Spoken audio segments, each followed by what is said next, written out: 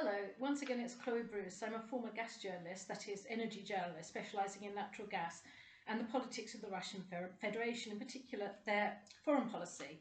I'm sorry, first of all, for the sun in my eyes. I'm doing my best. I just wanted to continue even though the lighting's not that great. I've been talking on my YouTube channel about how in my late 20s, a good 2.5 decades ago, I was diagnosed with schizophrenia whilst working as a journalist specialising in the business environment of the former Soviet Union. And later I was diagnosed with epilepsy after suffering a grand mal seizure.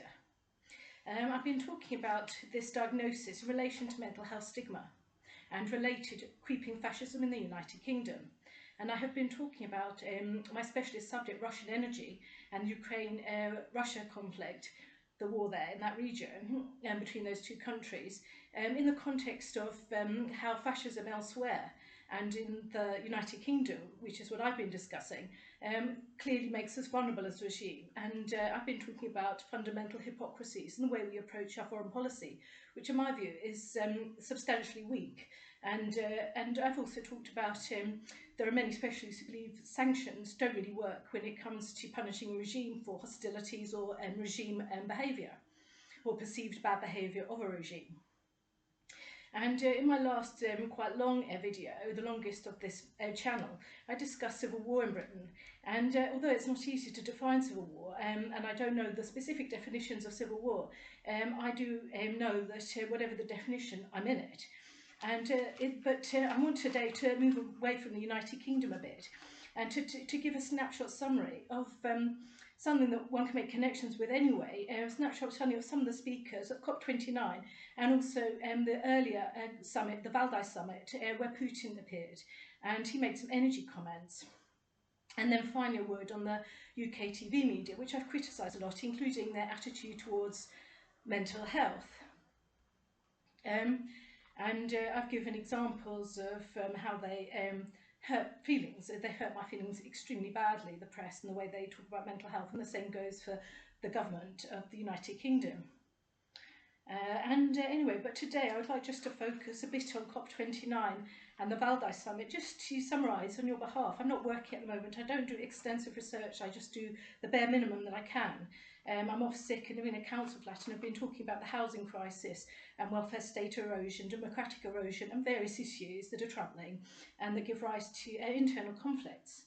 And so I'll just come to this. I should have liked to have mentioned every single speaker at the summit. I was focusing specifically on the energy producers and their opinions.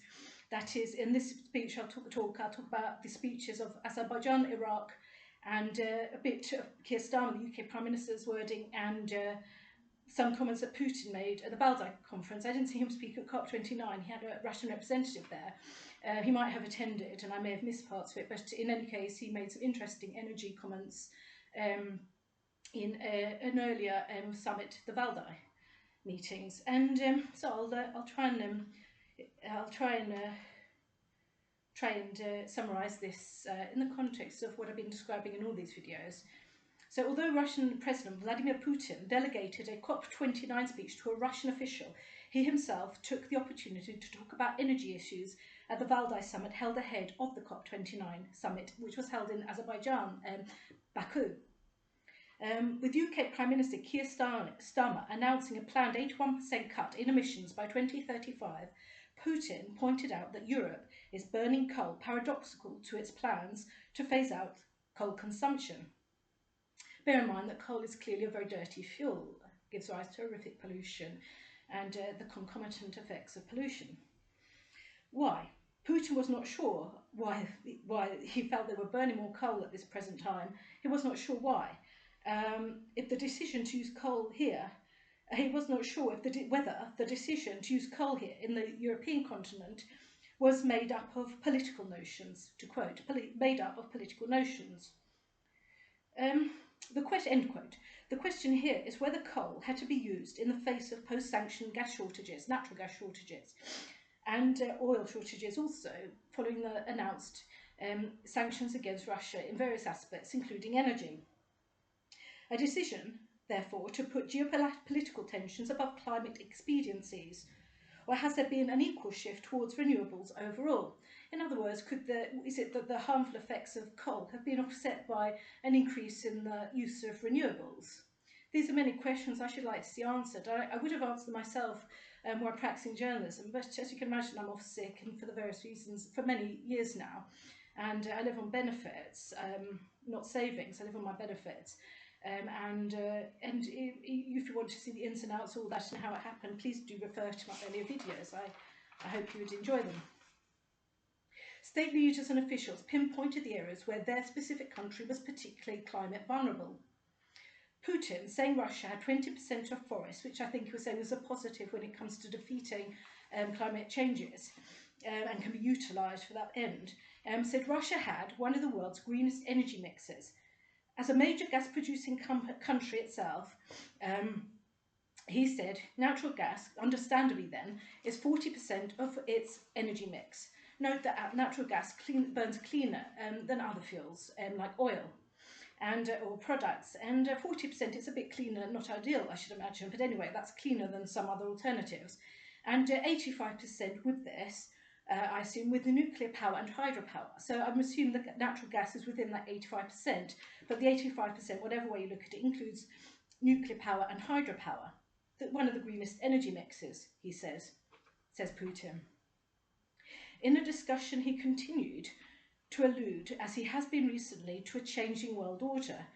They get debate about bipolar and multipolar worlds that exist in the literature, the academic literature on international relations.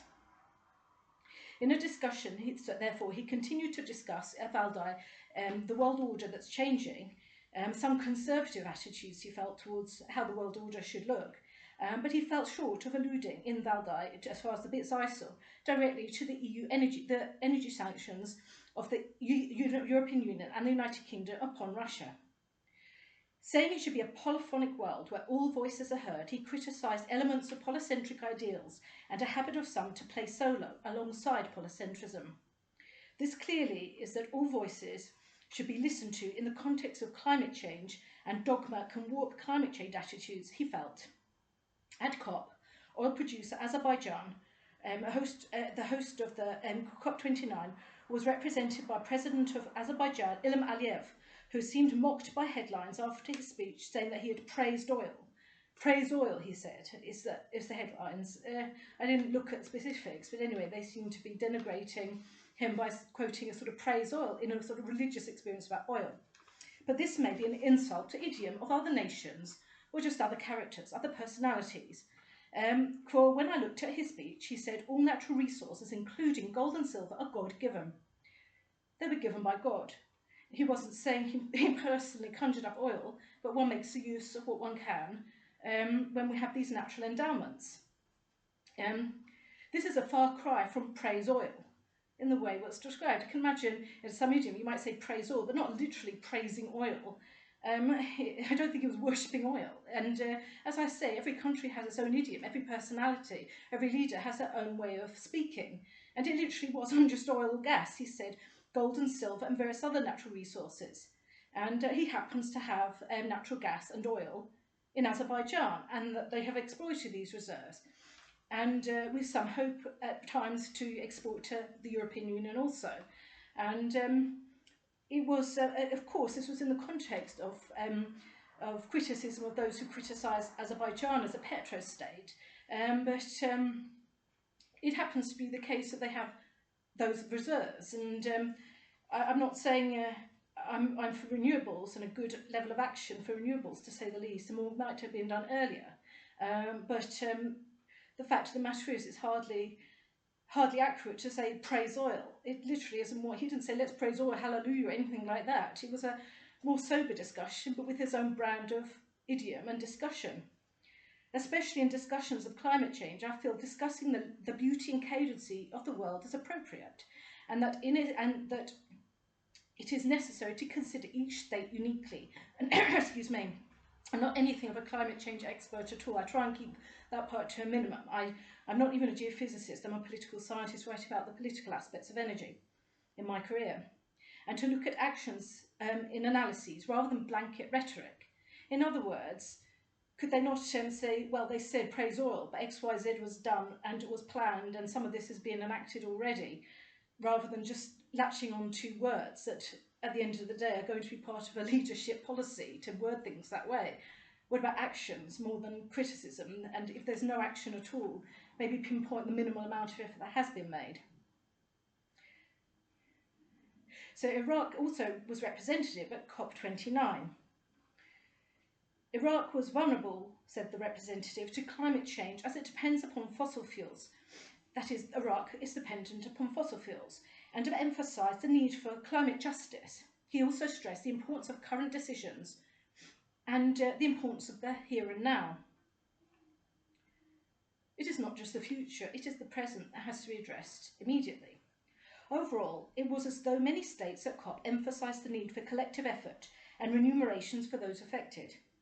To highlight the need for less criticism and more useful and new approaches to energy discussions in the light of sanctions and conflict between Russia and Ukraine, a UK TV media I should once again like to criticise here is a Sky reporter who mentions, who discusses energy and reports on Russia. I'd never catch their name because unfortunately the captions aren't long enough to say who's speaking, even when it's an expert drawn in. And as such, I don't know if I should continue watching, so I just turn off. And I've just criticised in earlier videos this same reporter for saying at the election, the presidential elections, and I heard no mention of Duma elections or prime ministers or parliamentary elections or even the government, saying that the V on the multiple Vs in the Latin V in election booths, standing there saying this is Vladimir's name, he's saying V for Vladimir all over the place. When in fact I can only assume, and being a Russian speaker, not perfect, but learning it from the age of 14 at school, I looked it up, I checked, I felt completely mad, and it just is the way they say election booth, vibri, phonetically, and they pronounce it as V. It just indicates the election booth, and there was no need to take it to such a phonetic extreme. He did a where is my, yes, it's bound here, I think. So he's actually, in my view, prone to conspiracy theories as such, also regarding the energy, the very important area of energy and its impact upon each country. He discussed some months ago, I've just seen it, I didn't see it at the time, it was there sort of advertising itself when I was looking for other things. There it was. This is just my opinion, of course.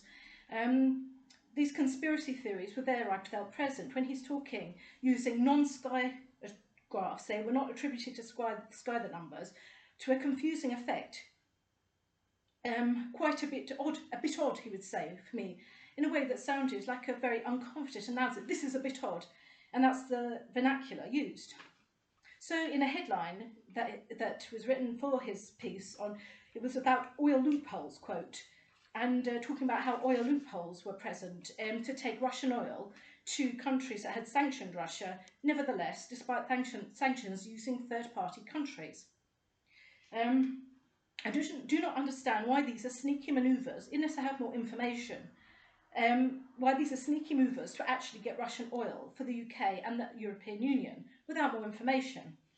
First, the oil products and mix involved was not spelt out in all graphs. Which exactly are the products sanctioned? Which part of the oil mix, if all or none, but he may have made it clear that all oil products are sanctioned. First, the oil products mix was not spelt out in all the graphs. And in one graph, he confused natural gas, as I've discussed earlier, a pervading problem. They talk about gas in the American sense, but clearly you're trying to talk about natural gas in the media. And this has happened often when I've tried to research the subject. And you can tell by the volumes often as a starting point whether they mean natural gas or gas in the petrol sense, as said in America. And I see this, of course, to this day, that they're confusing the two. Or at least it's not spelt out clearly which gas they mean.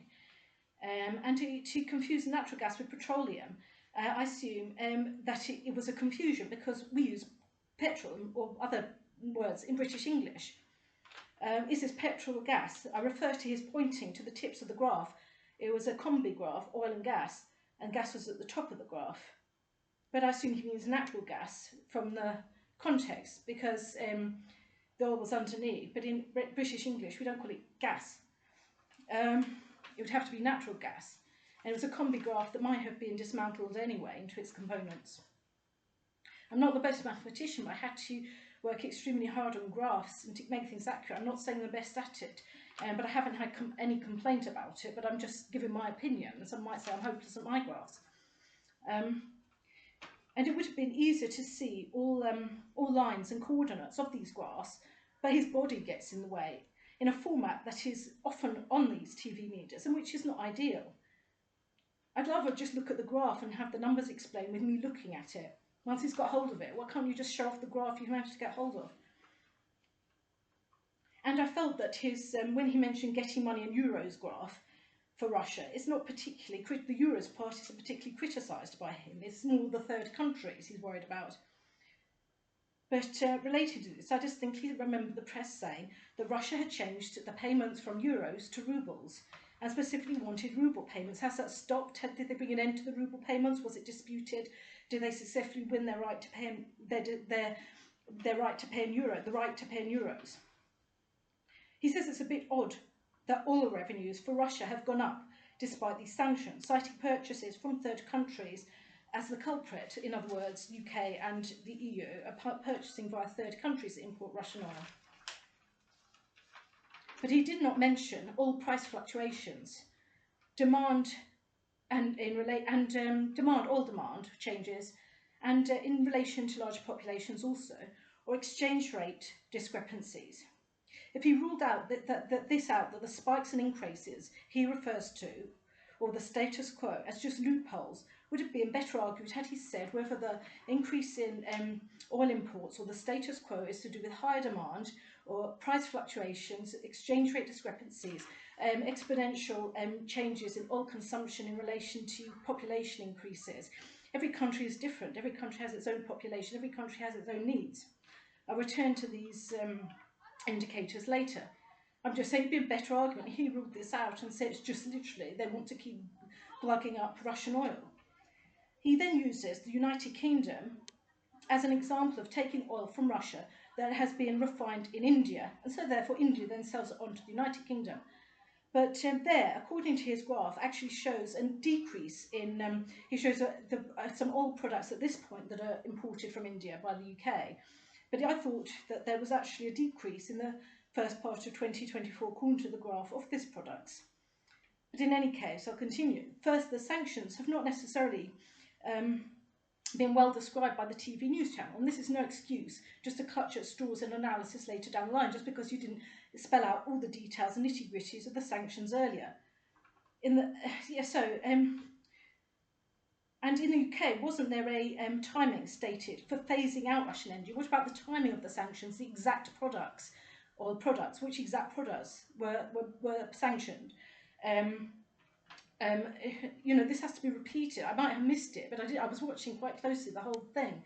And the timing of, I'm sure they said, when I looked at the subject earlier in the written print, they were phasing it out over a period, 2 years, or this product ends here, this product ends then.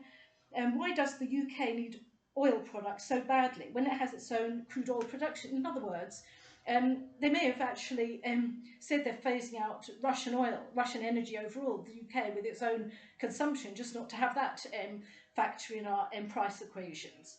So we're not vulnerable to that. But what is the timeline for doing that, and what is the minimum that they can buy under the sanctions? So wasn't it not a minimum percent that they would buy in some countries? It has to be on a country-by-country basis. Didn't they not say reduced from 10% to 5% to 2%? To a price cap and a certain percent part of the plan, to reduce it to a certain percent part of the plan. And remember the percentage of whole consumption, and it can increase consumption, therefore oil nevertheless would increase. But by certain countries,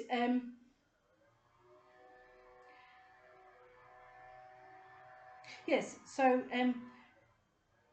there would be, and he alludes to the price cap that I remember reported as part of the sanctions on Russian purchased by certain countries. Yet some of the countries to which Russia exports oil that he moans about are surprisingly buying it. What a surprise, how odd.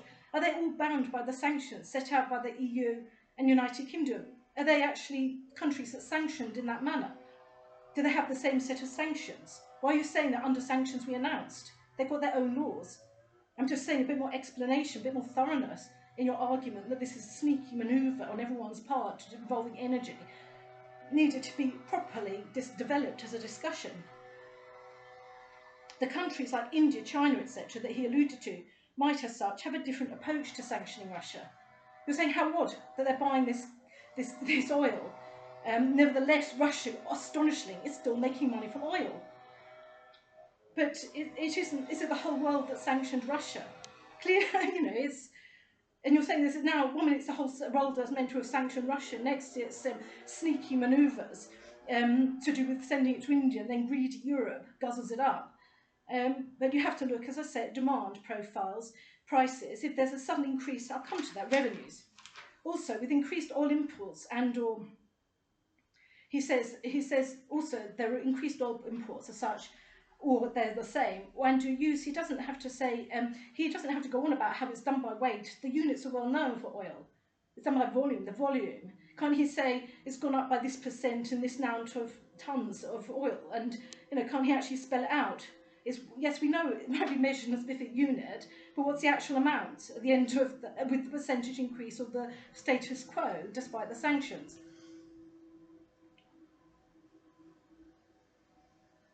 The unit is well known for oil. And could it not change in terms of the specific country's industrial output? Could that be not eliminated as part of inquiry, as a factor showing that the high level of imports from Russia is a sneaky manoeuvre and very surprising? Weather conditions might create a spike in even seasonal fluctuations, transport use, population increases, industrial output, various factors. They have to be eliminated from the inquiry before you say it's odd that Russia's still making money from oil. I refer to an increase in oil price as a factor that may be the revenues part. He's saying that they're astonishing. Russia's revenues are still high. But wouldn't that be if the price of oil was higher, then they would have higher revenues, even if they're selling comparatively less or the similar sort of amount? And I just want to stress, could you please say who has applied sanctions, what the details of sanctions are, and why other countries are bound by the EU and US sanctions? They might have their own package of measures that are completely different to ours. A bit more detail even at the time of the sanctions would have been more useful, and specifically saying whether it's gas or natural gas. And he's not using, as far as I can see, his own grasp with the most up-to-date info at the time he wrote, the absolute latest, and has not cited that he has checked with anyone that this is indeed a manoeuvre to get Russian gas via third countries. It may look like, in other words, the basis of this was how terrible that Russia is still getting oil revenues. This is a sign that they're still importing Russian oil, when various factors may have influenced that revenues, including price spikes and price increases over time. It may look like nothing has changed in terms of sanctioning countries. Nevertheless, in terms of the sanctioning countries receiving oil, nevertheless, importing similar volumes of Russian oil, but maybe by percentage of demand and price fluctuations when measuring Russia's profits, should also have been part of his frantic discussions about these sneaky manoeuvres to acquire oil and gas from Russia. He says, as far as I can tell,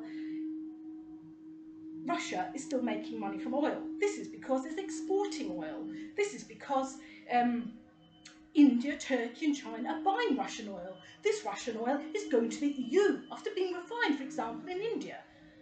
And this means this amount of revenues is now the case, the colossal revenues from oil. First, did they sanction Russia, China, Turkey? China sanctioned them. Turkey and India, they have the same package of sanctions, do they? From the wording, this wasn't clear. And sorry, I just stared a hoop there in my as a side hiccup. Yes, and yes, so it's like, but why the revenues not discussed? Can't you eliminate price of oil demand per country, and other reasons for this continuing, but also specifically the timing of the sanctions, whether it's phased out, were they reducing the percentage gradually? I should have liked more details at the time, and as I say, it's no excuse for shoddy reporting later on just because the details weren't in your databases. Thank you.